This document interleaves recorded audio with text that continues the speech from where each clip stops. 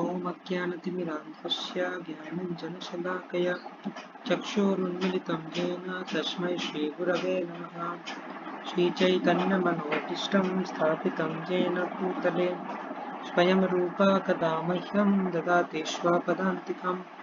वन्देऽहं श्रीगुरो श्रीयुतापदकमलं श्रीगुरुं वैष्णवांश्च श्रीरूपं साग्रजातं सहगण रघुनाथान्वितं तं सजीवं साद्वैतं सावधूतं परिजनसहितं कृष्णचैतन्यदेवं श्रीराधाकृष्णपादान् सहगण ललिता श्रीविशाखान्वितांश्च नमो ॐ विष्णुपादाय कृष्णप्रेष्ठाय भूतले श्रीमते भक्तिवेदान्तस्वामिनिति नामिने नमस्ते सारस्वते देवे गौरवाणी प्रचारिणे निर्विशेषशून्यवादी पाश्चात्यदेशतारिणे नमो महावदन्याय कृष्णप्रेमप्रदायते कृष्णाय कृष्णचैतन्यनाम्ने गौरत्रिषे नमः। हे कृष्णकरुणा सिन्धो दीनबन्धो जगत्पते गोपेश गोपिकान्त राधाकान्त नमस्तुते। तप्तकाञ्चन गौराङ्गी राधे वृन्दवनेश्वरी वृषभानुसुते देवी प्रणमामि हरिप्रिये नीलाचलनिवासाय नित्याय परमात्मने बलभद्रसुभद्रभ्यं जगन्नाथाय ते नमः। वाञ्छाकल्पतरुभ्यश्च कृपासिन्धुभ्य एव च पतितानां पावनेभ्यो वैष्णवेभ्यो नमो नमः। जय श्री कृष्ण चैतन्य प्रभु नित्यानंद श्री अद्वैत गदाधर श्रीवासादि गौर भक्तवृंद हरे Krishna Krishna Krishna Hare Hare Hare Ram Ram Ram Hare Hare. So in the 8th chapter we saw, first of all, Arjuna was asking some questions. Actually Krishna only introduced some terminologies at the end of 7th chapter, and regarding those terminologies which Krishna introduced to Arjuna, Arjuna was asking those questions like what is Brahma, what is Karma, what is Adhyatma, what is Adhibhuta, Adhidaiva, Adhijagya, how Adhijagya is situated in the body, and how one can remember at the time of death. So Krishna answered all those questions. So in the section 1 to 4 we saw Krishna defines different terminologies. Then 5 to 8 remembering Krishna at the time of death. Then 9 to 13 remembering Krishna by Yogamishra Bhakti and attainment of Brahman through that. But if one takes the process of pure Bhakti to remember Krishna, so that is the section of 14 to 16. We just completed that section. So today we will enter the next section, material versus spiritual world, which is 17 to 22, and then 23 to 28, path of light and darkness. That means that who stays in this material world, who is qualified to go to spiritual world, and in what conditions, if someone dies, what kind of destination he or she achieves. So we'll see all those things. So let us start from 17.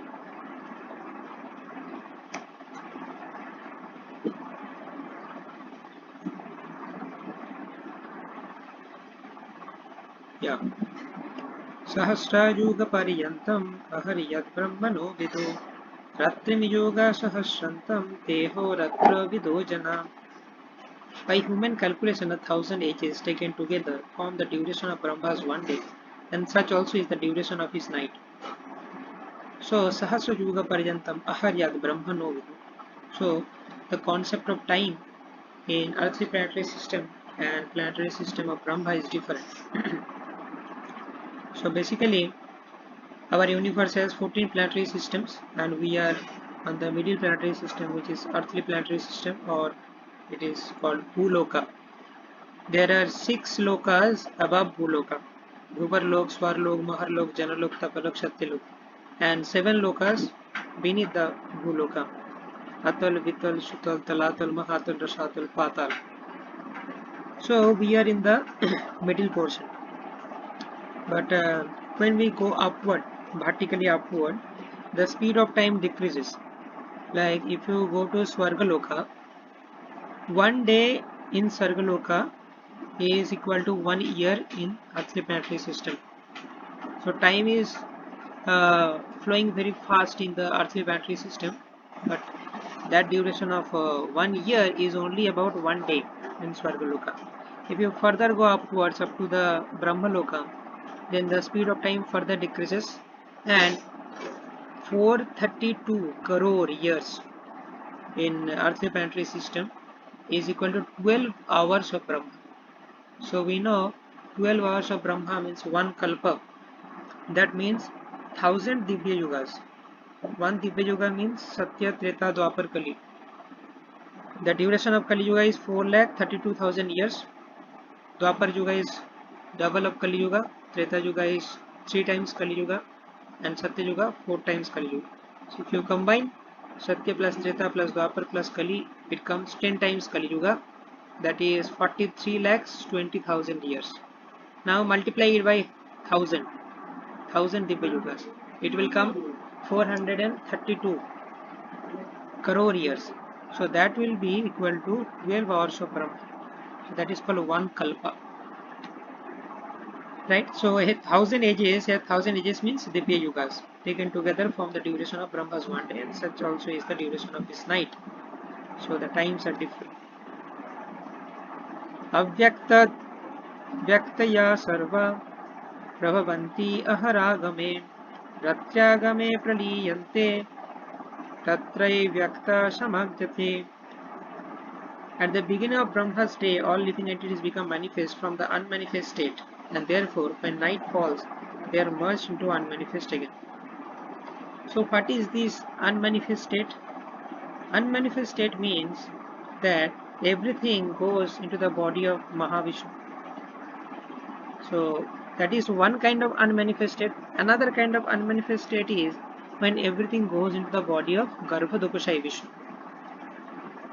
So, what happens actually that we know with each breath of Mahavishnu, all the different kinds of universes emanate from the body of Mahavishnu, and the duration of their existence is only one breath of Mahavishnu, and this one breath of Mahavishnu or Karanodakashai Vishnu is equal to 100 years of Brahma.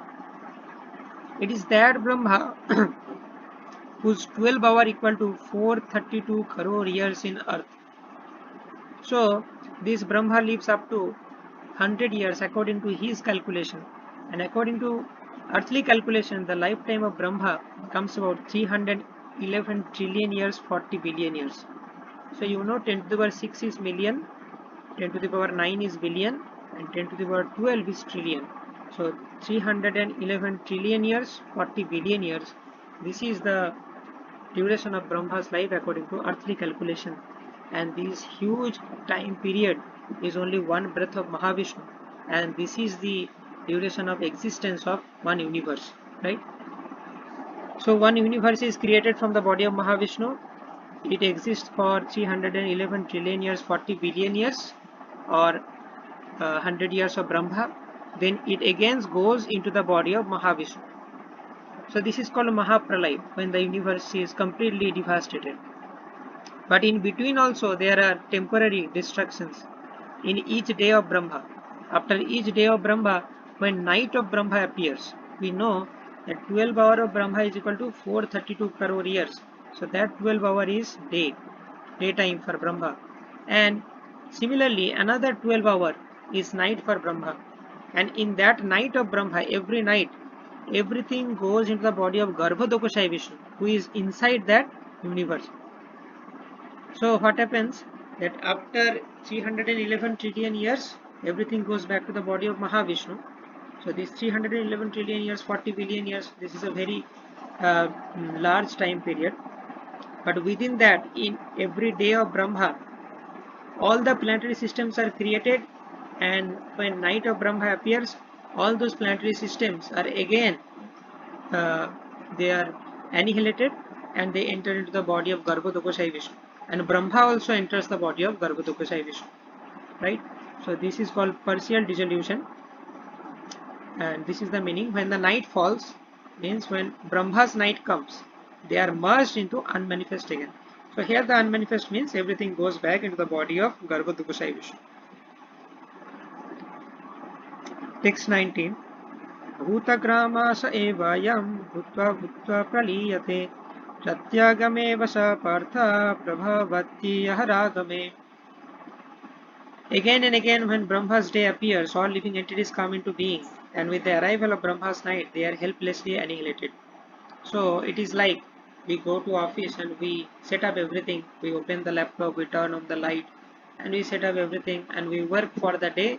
And during night, we close everything. Or we switch off all those lights and close our laptop and everything. We wind up and we come home. Next day again, we go to office and we open everything.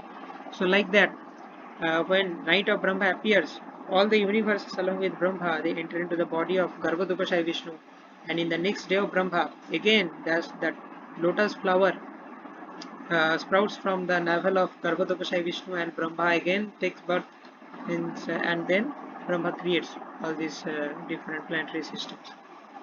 So this is the thing happens periodically. That is why it is called Bhutya Bhutya Praliyat. Srila Prabhupada uses this term frequently. Bhutya Bhutya Praliyat. It means this material world is again and again created and annihilated. Partial dissolution happens in every day of Brahma, and complete destruction happens after the whole lifetime of Brahma. Then text number 20. Parastasmattu bhavanyo vyakto vyaktat sanatana yasa sarveshu bhuteshu nasyatsu na vinashyati. Yet there is another unmanifest nature which is eternal and is transcendental to this manifested and unmanifested matter. It is supreme and is never annihilated. When all in this world is annihilated, that part remains as it is. So here Krishna gives a hint about his own transcendental abode. We saw that 17 to 22 material versus spiritual world. So till now material world and what happens, dissolution of the material world, creation in each day of Brahma, that is explained. Now from verse 20, in verse 20 Krishna is explaining about his own abode. Parastasmatu bhav anyo. Anyo means another. There is another bhav. There is another nature of earth. Parastasmat, which is transcendental to this Vyakta and Avyakta. This material nature or this material world goes under these phases. Sometimes it is Vyakta or manifested, sometimes it is Avyakta. But there is another nature, another Dham, which is transcendental to all these manifest and unmanifest material world. Yasa sarveshu bhuteshu nasyatsu na vinashyati. And that abode of mine is never annihilated. Although this material world is periodically annihilated, right? After 311 trillion years, 40 billion years, the complete dissolution occurs and everything goes back into the body of Mahavishnu. And again, after 311 trillion years, 40 billion years, those universes are again manifested. So, this material world, there is a period when Mahavishnu inhales. During that inhalation, all those universes come into the body of Mahavishnu and they stay in the body of Mahavishnu for 311 trillion years, 40 billion years.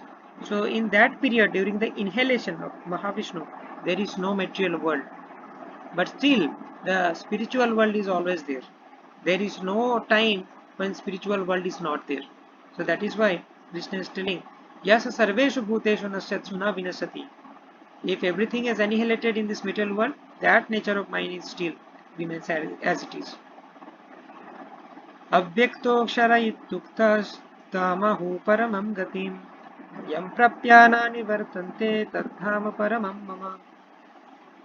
That which the Vedanta is described as unmanifest and infallible, that which is known as the supreme destination, the spiritual world, that place from which, having attained it, one never returns, that is my supreme abode. A similar verse we can see in 15.6. Lord says, Natat bhasayati sutya nasa sankana pavaka jat gatva na nivartante. Here Krishna says, Yam prapya na nivartante tat dhama paramam mama. Last line is same. So that dham of Supreme Lord is Avyakta. Means that is not manifested to our material eyes. To see the transcendental abode of the Supreme Lord, you need spiritual vision. That abode is not manifested to our material eyes. That is why it is called Abhyakt. And Akshara. there is no diminution, or that abode of the Supreme Lord is never annihilated. That is why it is called Akshar. And one who attains that nature, he never comes back. So sometimes people ask that, okay, if this is the case, that once we go to spiritual world, we do not come to this material world, then why did we come to material world? We were originally in the spiritual world, right? And Krishna says, one who attains that spiritual nature never comes back. But we all came back to this material nature, right? We were originally in the spiritual world. So here one concept comes of experienced soul and inexperienced soul. Those souls who are coming to the material world for the first time, they have not still experienced how material world is like. They are called inexperienced souls, and they may desire to go to material world because they have not explored this place. So they may come. But one who has experienced this material nature and he has understood the futility of this material world and has become a pure devotee and then goes back to the original abode, he never comes back. So Krishna actually meant that Jat Gatva na nivartante. One who goes back from material world to spiritual world, that person will never come back because he has already experienced this material world. But somebody who is original in the spiritual world and he has still not experienced how material world is like, that person may come. Okay, so this is the thing. Purusha sa para partha bhaktya labhyastvananyaya jasyanta sthani bhutani jena sarvamidam tatam. The Supreme Personality of Godhead, who is greater than all, is attainable by unalloyed devotion. Although he is present in his abode, he is all pervading and everything is situated within him. So although the Supreme Lord is situated in his own abode in Golok Vrindavan and he is engaged in different pastimes with his intimate devotees, still Lord is present everywhere by his energies and his expansions. Lord's expansion, like first expansion Balaram, then comes first quadruple expansion of Adi Chaturguha, Vasudev Sankarshan Pradyumna Aniruddha, and from this Mool Sankarshan comes Narayan. From Narayan comes second quadruple expansion Ditya Chaturguha, again Vasudev Sankarshan Pradyumna Aniruddha, and from this Sankarshan, who is called Mahasankarshan, comes Karanadopashai Vishnu, and from him comes Garbhodopashai Vishnu, then Kshidodopashai Vishnu. So like that, and Kshidodopashai Vishnu is present in every atom and at the heart of every living entity. So this is how by expansions and by energy, Krishna is present everywhere. But the original form of Krishna, Swayam Rupa, is present in Golok Vrindavan. Okay, so up to this 22nd verse, material versus spiritual world is described. Now 23 to 28, we will discuss different paths of light and darkness. Jatra kale tvanavrittim avrittim chaiva yogina prayati janti tam kalam bhakshami bharatarshava. O best of the Bharatas, I shall now explain to you the different times at which passing away from this world the yogi does or does not come back. So there are certain times when if a yogi leaves his body, he will not come back to this world, he will go back to Vaikuntha. And there are some inauspicious times. In that time, if a yogi leaves body, then that person or that yogi has to come back. So now we know the famous example of Vishwadev. Vishwadev was on the bed of arrows and Vishwadev was waiting for Uttarayan, right? So in the Makar Sankranti day, Vishwadev actually left his body because after Makar Sankranti, just Uttarayan is starting. So we know that Uttarayan and Dakshinayan, the northward motion and southern motion of sun. So during this Dakshinayan period, when the sun is moving downward, if somebody leaves body, that is considered inauspicious and he has to again come back, again he has to take birth in this material world. But if somebody during the upper motion of the sun, if somebody leaves body, then he does not have to come back. So that is why Vishwadev was waiting for Uttarayan. This Uttarayan period is actually auspicious and Dakshinayan is inauspicious. So now here there is another thing. Okay, so let me just recap what we did in few seconds. That we just completed this section 17 to 22, material versus spiritual worlds, and we are starting this section 23 to 28, path of lights and darkness. So in material versus spiritual worlds, we discussed about those different kinds of time frames in earthly calculation, in Brahma's calculation, and how this material world is created, annihilated, this lust for one breath of Mahavishnu, and what happens after one day of Brahma, partial dissolution, like that. Okay, so Rahul too just joined. So if you have some doubt, we can discuss in the last. Okay, so now we are starting this section, path of light and darkness. So here Krishna says that, okay, 23. For best of Bharatas, I shall now explain to you different times at which passing away from this world the yogi does or does not come back. So I am giving the example of Vishwadev. And Vishwadev was waiting for Uttarayan. Uttarayan is considered to be auspicious to leave body. So now there is another thing. We must not think that okay, a ordinary person, if he leaves body during Uttarayan, he will also go back to Krishna. No. The word yogi comes. He has to be a yogi or transcendentalist.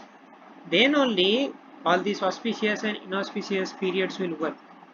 If somebody is not a yogi, in no condition he will go back to Krishna. In no condition, whether it is Uttarayana or Dakshinayana. And later on, this is the main theme of this section. Later on, the main point will be discussed that if one is bhakta, he does not care about whether it is Uttarayan or Dakshinayana. Bhakta will anyway go back to Krishna. So for an ordinary yogi, it matters whether it is Uttarayan, Dakshinayan, Shukla Paksha, Krishna Paksha, like that. For an ordinary yogi, there is some consideration. Some auspicious times, some inauspicious times. That is why the yogis actually wait to leave their body in some auspicious time. So this is for yogis. For bhaktas, inauspicious, auspicious does not matter. He will go back to Krishna. For karmis who are not yogis, auspicious, inauspicious does not matter. They will not go back to Krishna. Right? Clear? There are three categories: karmi lowest, then yogi, then bhaktas. Karmis will never go back to Krishna. Yogis, in some conditions they will go back to Krishna, in some conditions they will not. Bhaktas, always they will go back to Krishna. So that is the main theme here. So let us explore this last section of this chapter. Agnirjyotirah shukla sanmasa uttarayanam tatra prayata gachanti brahma jana. So what are those periods? Agnir Jyotir Aha Shukta. Those who know the Supreme Brahman attain Supreme by passing away from this world during the influence of fiery god Agni in the light at an auspicious moment during the day, during the fortnight of waxing moon Shukla Paksha, or during 6 months of Uttarayan when sun travels in the north. So this is important. Those who know the Supreme Brahman, right? Ordinary karmi, if he dies in Shukla Paksha, will not go back to Krishna. If you know about Supreme Brahman, if you know the personal form of Krishna and you are engaged in his devotional service, then it is wonderful. But to satisfy these conditions, you have to at least know the Supreme Brahman, right? You have to become a yogi. You should have some knowledge about Krishna and you should have practiced some kind of yoga. Then only in these conditions you can go back to Krishna. Not an ordinary karmi, he can go back in all these conditions. And for a bhakta, all these condition does not matter. That is the main thing.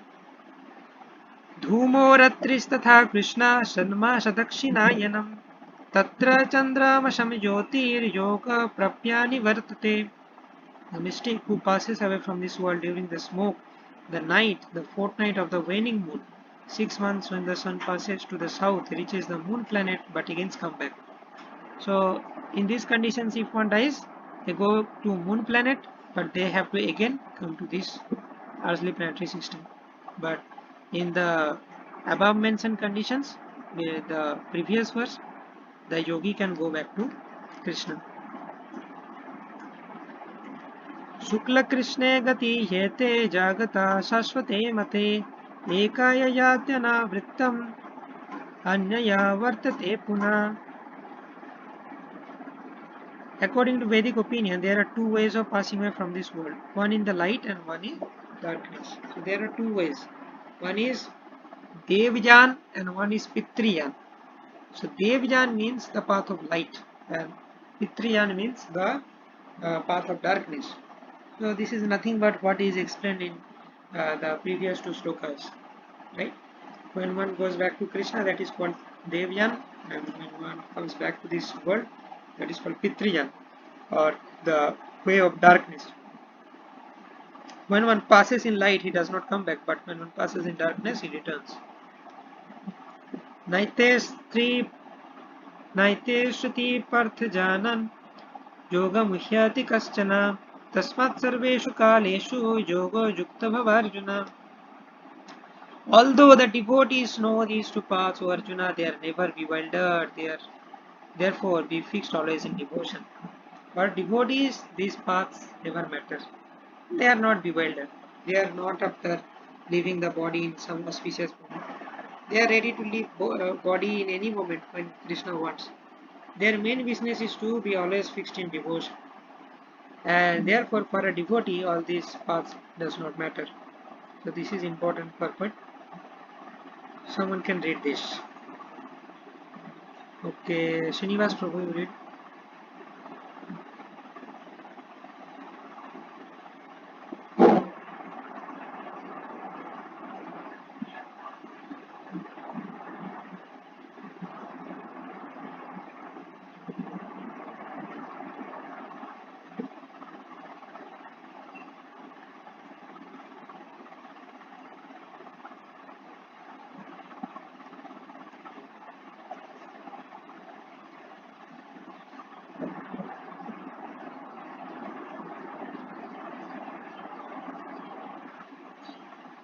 Noted.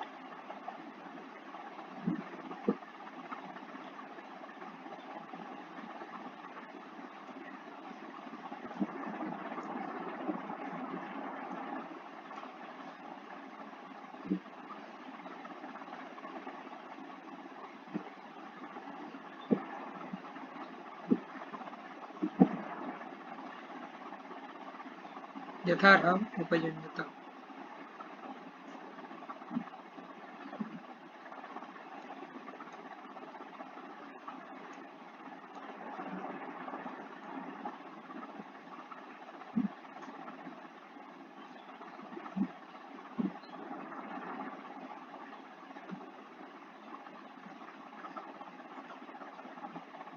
Yes, so if you want guarantee, like the yogi does not have guarantee, some yogis has the capability, they can decide when they will die. That is called Ichamitra. Okay, so like Vishwadev has that power, and some of the Ashtanga yogis who are Siddha, they have the power. They can wait for an auspicious moment, but all yogis cannot do that. So therefore, the yogis who cannot do that, they have 50-50 probability whether they will go back to Krishna or not, because in which time they will die they don't know. But for a devotee it is guaranteed.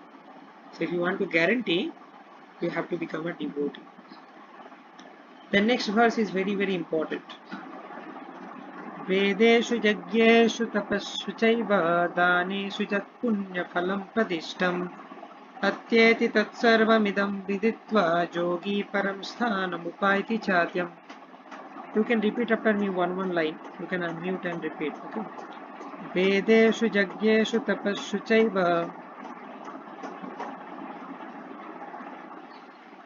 दानेषु यत्पुण्यफलं प्रदिष्टम् अत्येति तत्सर्वमिदं विदित्वा योगी परं स्थानमुपायति चाद्यम्.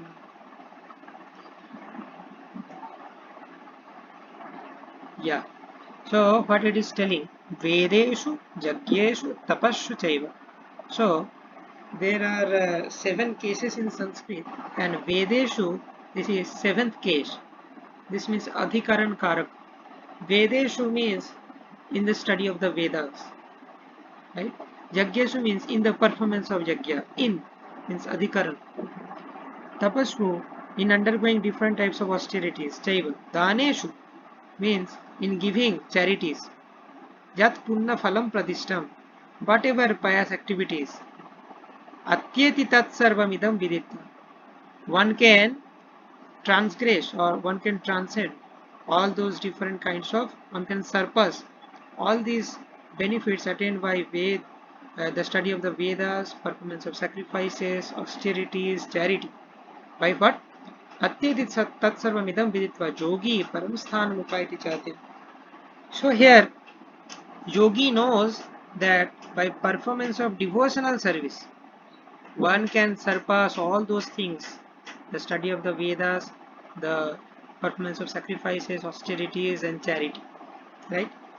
So, one significant thing here is, and you can see here, Krishna says yogi, but Prabhupada says yogi means the devotee. And then a person who accepts the path of devotional service. Bhakti yoga means devotional service. In this sloka, there is nowhere bhakti yoga. So a person who accepts the path of devotional service is not bereft of the result deriving from studying the Vedas, performing sacrifices, undergoing austerities, giving charity, pursuing philosophical creative activities. Simply by performing devotional service, he attains all this, and at the end he reaches the supreme eternal abode. So how it is justified that Krishna says yogi, and Prabhupada is always partial to the devotees, and in every portion he is just plugging devotional service, whatever the verse may be. So how it is Bhagavad Gita as it is. So first of all, Prabhupada is 100% correct, no doubt about it. So now let us understand how this yogi means bhakti yogi. So we should study Shastra in such a way. Actually, if a person truly understands the essence of all the scriptures, he will not have any doubt.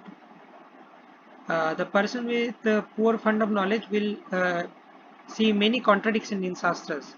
In this is written, in that is written. Buddha Dev is called incarnation of the Supreme Lord. That Buddha comes and rejects the Vedas. How is it?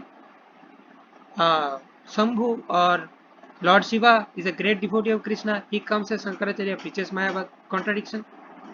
So a person with poor fund of knowledge will see contradiction everywhere. Here it is called yogi. Prabhupada is saying bhakti yogi. Contradiction. So now, if you are truly in knowledge, you will not see any contradiction. So Krishna in this verse is telling this thing. Now there is a similar verse in Srimad Bhagavatam. Let me find the verse number.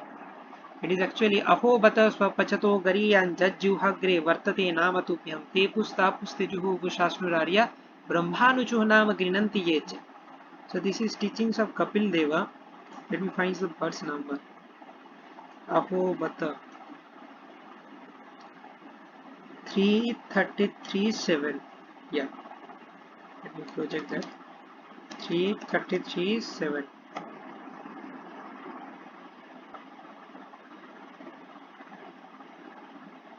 So 333.7. 33 chapter is activities of Kapila. My dear Lord, we still Devahuti said, fine, and to say nothing. Yeah, so Devahuti is saying this. Aho bata swapachato gariyan jajjuhagre vartate nama tubhyam te pusta puste juhu sasnudarya brahmanacho nama grinanti yeche. In this verse of Bhagavatam, what is said? Just read. Oh, how glorious are they whose tongues are chanting your holy name. Even if one born in the families of dog eaters, such persons are worshipable. Persons who chant the holy name of your lordship must have executed all kinds of austerities, fire sacrifices, achieved all good manners of the Aryans. You be chanting the holy name of your lordship. They must have birth in the holy places, pilgrimage, studied the Vedas, fulfilled everything that is required. Can you find any resemblance of this verse and Bhagavad Gita 8.28? The activities are same or not? Someone unmute and say. So the activities are same. And in this verse of Srimad Bhagavatam, what it is told, that if you are chanting this holy name, you can surpass all these activities. In this 8.20 is what is told, Yogi surpasses all those activities. So if you reconcile, this Yogi must be chanting Hare Krishna. And who is that Yogi who chants Hare Krishna? That is Bhakti Yogi. Right? So in Bhakti Yoga there are 5 main limbs: Sadhu Sangha, Nam Kirtan, Bhagavata Shravan, Mathura Vasu, Sri Murti, Shraddhaya Sevan. So see, to resolve this apparent contradiction, you need to know many different verses like Aho Vatusva Pachato Gariyan and also Sadhu Sangha, Nam Kirtan, Bhagavata Shravan, Mathura Vasu, Sri Murti, Shraddhaya Sevan. So if you have complete knowledge, you will not see any contradiction in the Shastras. So this is the essence. So therefore this yogi must be Bhakti Yogi, because Ashtanga Yogi is not above all those things. Only Bhakti Yogi is above all those things. And if Krishna is calling Yogi, that means Krishna is addressing here the Bhakti Yogi.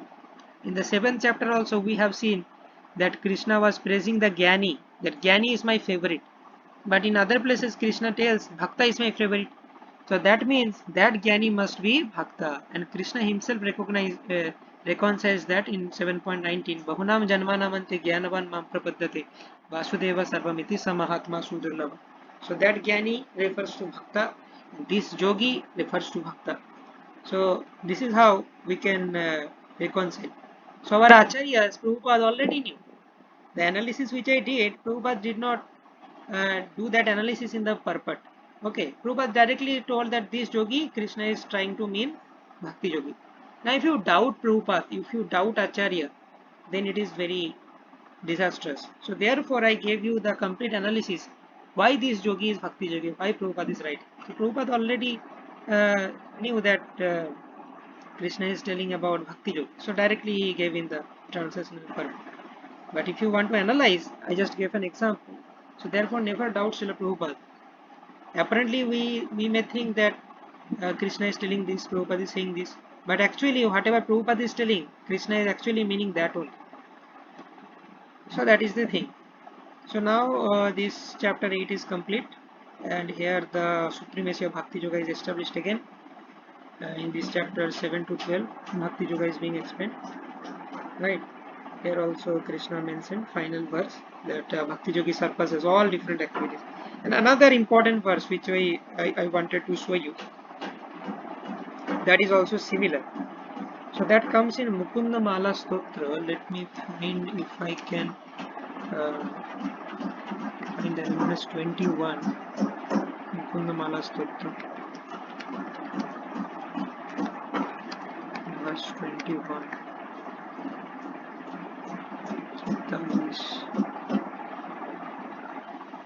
Okay.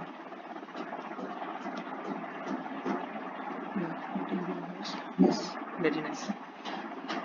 Amnaya Vyasanani Yarannaruditam Vedavratanan Medascheda Falani Purta Vidaya Sarvamhutam Bhashmani Tirthanam Avagahanani Chagaja Snanam Vinayatpada Tandambaruha Samsmritim Vijayate Devasanarayana.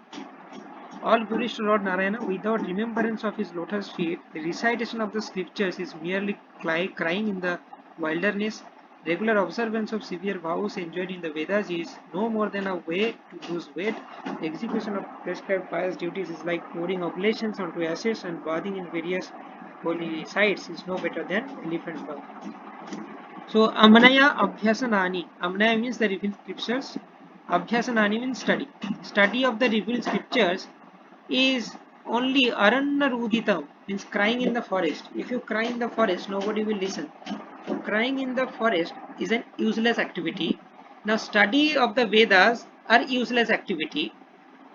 Here Kulasakar Maharaj is telling Veda Bratani Anvaham Medas Cheda Falani.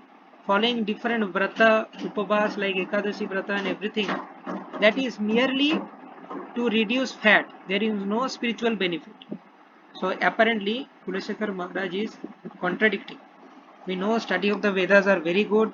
Observing different austerities like Ekadasi fast is very good. But here Kulashekar Maharaj is telling study of the Vedas are like crying in the forest. Observance of different fasting and vrata, they are like a way to lose weight, reduce fat, and no nothing more than that. And Purta Vidya Sarvam Hutam Bhasmani, all the pious activities mentioned in the Vedas are like pouring oblations into ashes. If you pour ghee into ashes, nothing will happen. If you pour ghee into fire, something will happen. Right? Tirthanam Avagahanani Chagaja Snanam Bina Jatpada. If you are taking bath in holy river, that is generally very good. But here, Kulsakar Mari is telling that is like Gaja Snana, elephant bath. Elephant just takes bath and again comes out of the pond or something water reservoir, and again it smears its body with dust, so there is no use of that bath. So all these things will become useless without Dvandam Baruha Samsmritim Vijayate Devasa Narayan. If you are not doing these activities for pleasing Narayan, then all these things are useless. If you are studying the Vedas to please Narayan, then that is good. If you are observing Ekadasi fast to please Narayan, that is good. If you are following different rituals to please Narayan, that is good. If you are taking bath in holy rivers to worship Narayan, then that is good. But if you are doing it for some material motive, not to please Narayan, then this is useless. So therefore, the same thing we see in these verses, that study of the Vedas, austerity, these, that, everything. Devotional service is much more than that. Means if you just do those activities for material motive, those have no value. Devotional service surpasses all those things. So here we ended the 8th chapter. So we'll begin 9th chapter from the next class. Shrimad Bhagavad Gita S T की जय, श्री प्रभुपाद की जय.